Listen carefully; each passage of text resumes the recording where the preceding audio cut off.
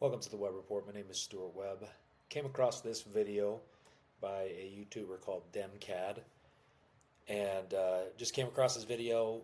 Really liked it. He's seems like he's a guy that you seem like you could hang out with and just get be real with. And so he's pretty funny, but also talking about some pretty important things and just his perspective. So I wanted to play a few of his videos that he recently posted and just chat about a couple of these topics.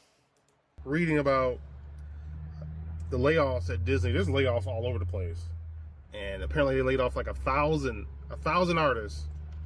A lot of them were involved with the Marvel universe, and they're gonna replace these artists with AI, and you're gonna see that story play out across the board, across many industries, many industries, because they are going. But here's the issue: if they lay off all these people eventually, how can you have an economy? Because you can't lay everybody off and replace them with AI, because then you won't have anybody left to actually buy the product. I hear about all these layoffs at Amazon. Yeah, so the AI, what's interesting about AI? AI is great for things that to do tasks that people really don't want to do and that are tedious and that they're just like busy work. There's plenty of AI can be a tool, a technology that helps eliminate tedious, busy work that no one really wants to do, or no one really, it's not really necessary for someone to do if you have a tool to replace it. The issue is that they're trying to replace like making movies with AI. I watched this AI movie that I guess was a full-length feature. I watched about 2 minutes of the movie. It was on Prime. It just came out, I think, beginning of this year or late last year. Full-length feature, entirely made by AI, basically. It was almost fully made by AI. And sadly, it was actually about Moses, the Moses story. And I watched like the first minute in, I thought, this is the most like ridiculous scene I've ever seen, like over dramatic and like inauthentic and awkward scene that I've ever seen between two people. Um, or this is AI. And sure enough, I just looked it up and I was correct. A couple minutes went on, it continued to play, 5 minutes through the movie. I just kind of was interested to see how it was going to develop. And the movie, 5 minutes in, it was just awful. Everything was totally awkward. It was like robots interacting with each other. Okay. So all the AI jobs that are all the jobs that we really actually want technology and a robot to do, I think that's fine. Um, but the jobs that we actually that require and that we desire humans to do, like no one wants to call a company and talk to a robot. It's so annoying. It's awkward. It's slow. They can never understand what we're saying, and we just want to talk to a person. There's so many jobs that are being replaced by AI or technology that we actually don't want to be replaced. Like we're willing to pay a higher price just so that we can talk to a human because we'll have a better experience, right? Um, and also the other thing with AI, I'm fine with AI doing certain things if it is completely private, right? So um, when we get these mega corporations that get special privileges and basically are quasi government agencies, they're an arm of the government essentially. um, because they get special privileges and they have um, we can't have that because then it becomes a joint operation to violate our rights and to steal from the general population. Okay, so let's continue watching this, but he brings up some great points. Seems like a really cool guy, and I'd much rather watch this guy talk about his opinions on YouTube than a robot talking about their opinions. So art, it really is never going to be, it can't be replaced in a meaningful way um, when you don't involve humans, because part of being alive. We're social creatures. We like, most people, even if you're an introvert, you'll find your niche and, commune with your other introverts. But human interaction is part of the joy. That's the biggest joy in life, is to actually interact with people and connect with them. And all these other Oracle, and they're shutting down these factories or warehouses. But at a certain point, if you want to have human beings around, you need human beings to have a way of generating income. Some people are going to say, well, what about universal high income? Come on. If this system doesn't want people around for jobs to support themselves, what makes you think the system is going to provide universal high income? That doesn't make any sense. Okay, I'm going to replace you with a robot or AI, but then I'm also going to give you some money to sit at home and do nothing. That doesn't make any sense.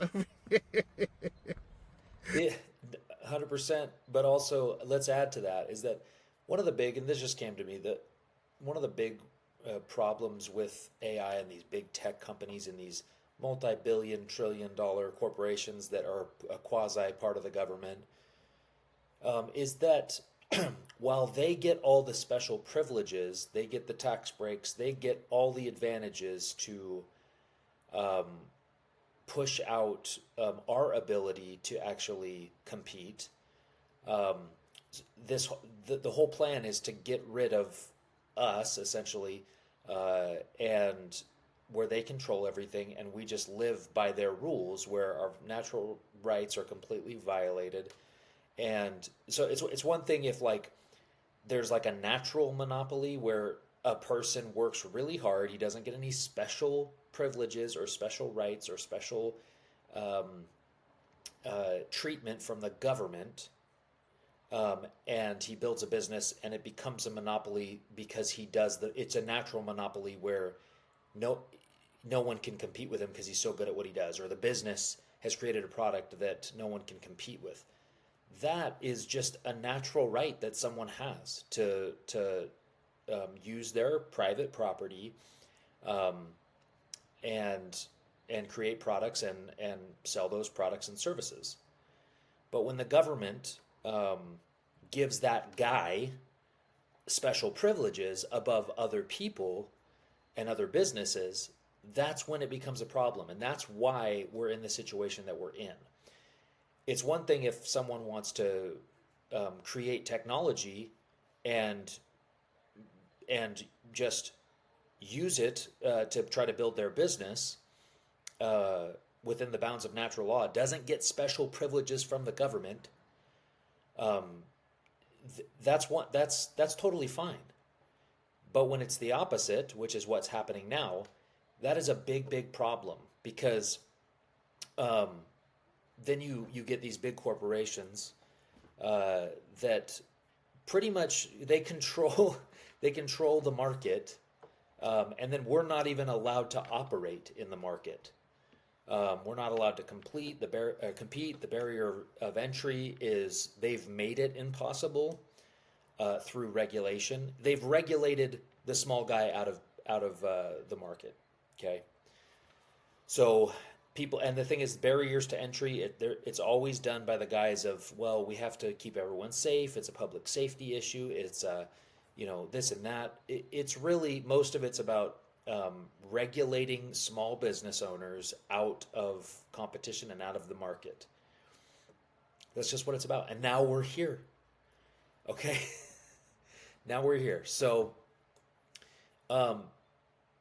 if private companies want to operate within the bounds of natural law and try to compete and create all these products, I think that's fine. I think that's great. It's but the government, when the government is now when that corporation is part of the government, essentially, and then the government is using that corporation's technology to violate our rights, like spying on us, that's a problem. Big problem.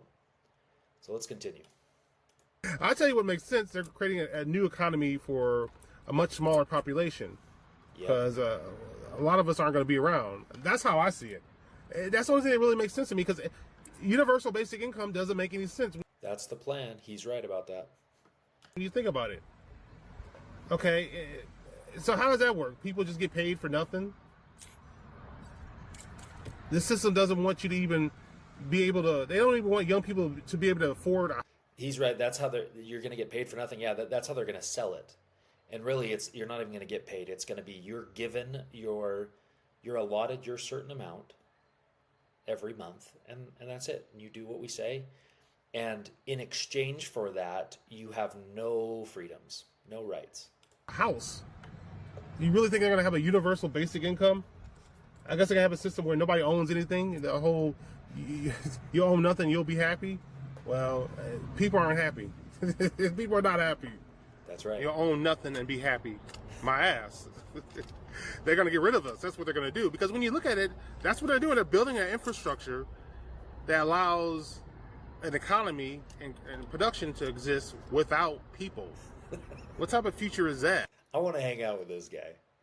DEMCAD, you used to seem like, and you're going to the shooting range on your day off. That's awesome. You're just I would love to hang out with you, man. Let me give you an idea of what's going on as far as layoffs and how extensive it is. Just looking at the tech industry alone, there's been 92,000 tech jobs lost in 2026. Recently, they were talking about 20,000 jobs because of Microsoft. You have Meta, which owns Facebook and Instagram. They're going to cut back 10%. AI is having a huge impact on Microsoft. Now, some people are saying that AI is just an excuse to lay people off.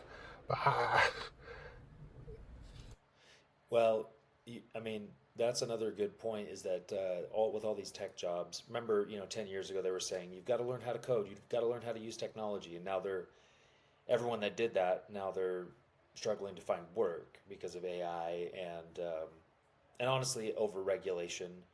I would say they're regulating and taxing the small guy out of competition. And to give you a better example of how they do this, let's just think back to 2020. Only a few corporations were allowed to operate. The government said you could not operate. That's what I mean by regulating you out of business.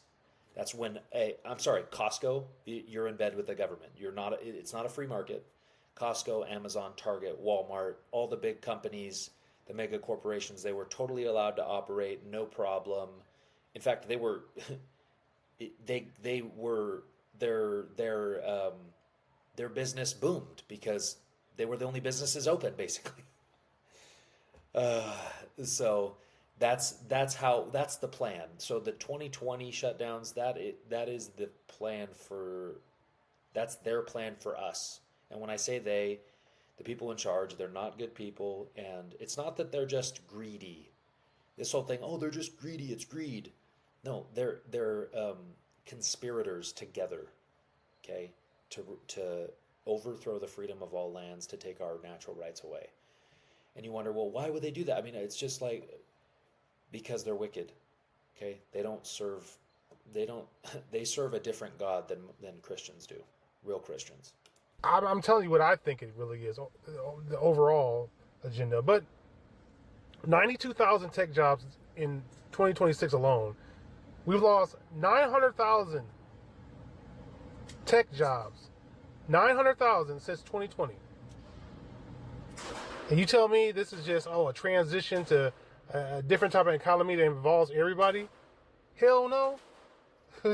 No way. No. I think the powers that be are probably going to stage some type of event, and that's going to be what's used to thin the herd.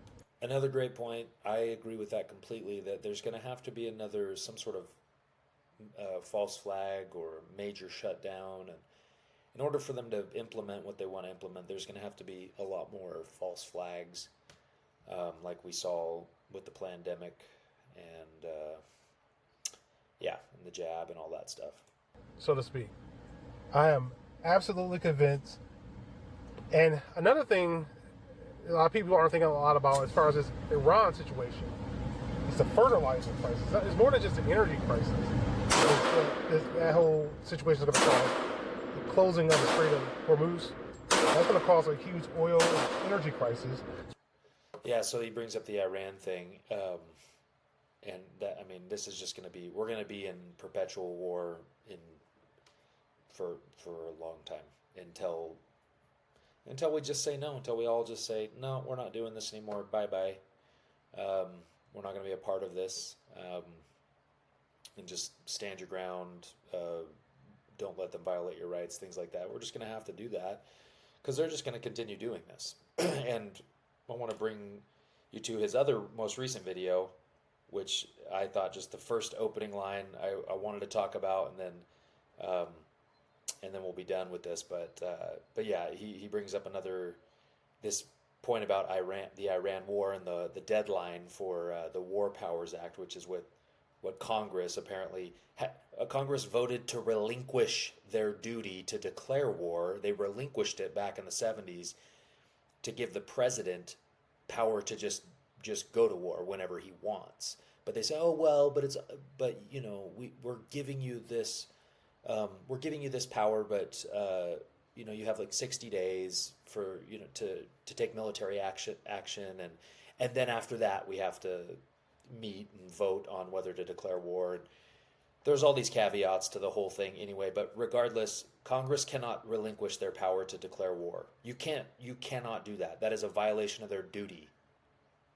So that law that they've passed is illegal. Congress they cannot relinquish their duty to declare war. It's one of their most important duties, is to decide whether our country enters a war. But no, they relinquished that to the president. That's why presidents have been able to go to war without formal declarations for decades. So what's the point of Congress if they're not going to actually do their job? Yep, what's the point?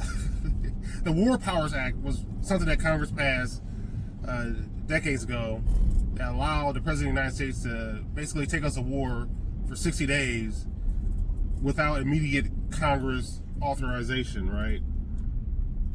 But here's the deal.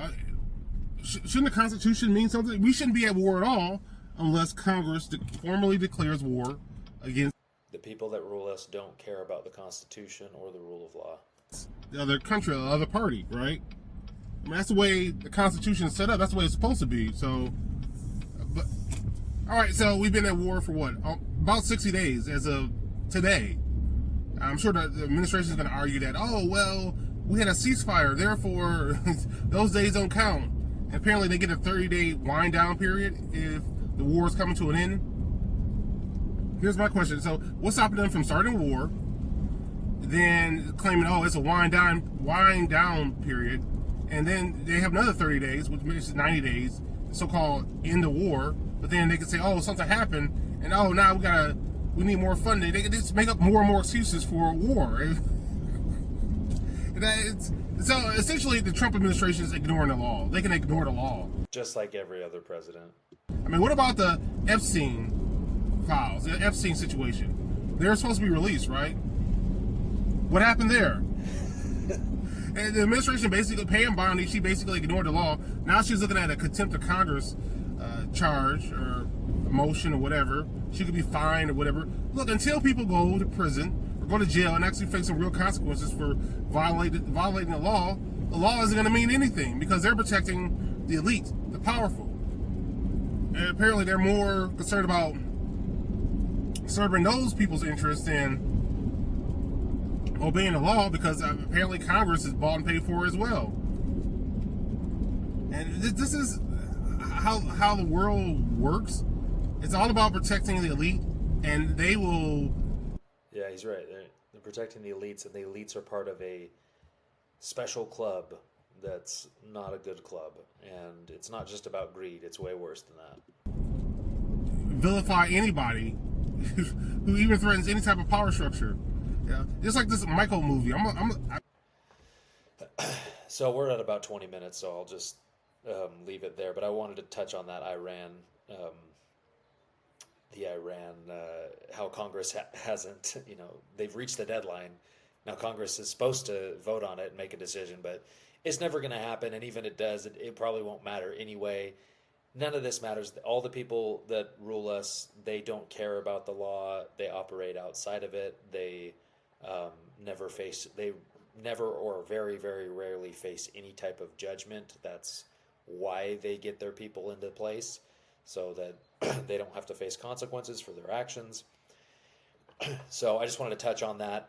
But shout out to DEMCAD. Came across this video and he is just a likable guy, and yeah, he's got a great sense of humor and a great perspective. And look, no one's ever going to agree on anything, but people should be able to listen and hear people out, um, with all different perspectives, and listen and learn. And um, because when I was a lot younger, I kind of was very much stuck in I had my opinion, and that was just kind of it. But as I've matured and got older and had kids and married, and just you learn to you learn that you listen more. You listen, and uh, someone's opinion that you don't like. It's their natural right to express their opinion. You don't have to like it. You don't have to agree to it or agree with it. You don't have to even listen to it. Um, but you can't silence them, though. That's a violation of their natural rights. So I would encourage people to just listen to each other, and recognize that we have obvious, self-evident rights. Okay, that's one thing that I think we all do have to agree on to some degree, because um, we can't really have a meaningful society if we can't agree on a couple basic things like natural rights, like freedom of speech. We got to be able to agree on that. Um, and everyone should want to agree on that, because it hurts them. It hurts them if they don't. It's like it's like wanting. It's a matter of self preservation for everyone. That's why we need to protect natural rights. But anyway, shout out to DEMCAD. He does some great videos, and love his take, love his perspective. So shout out to him.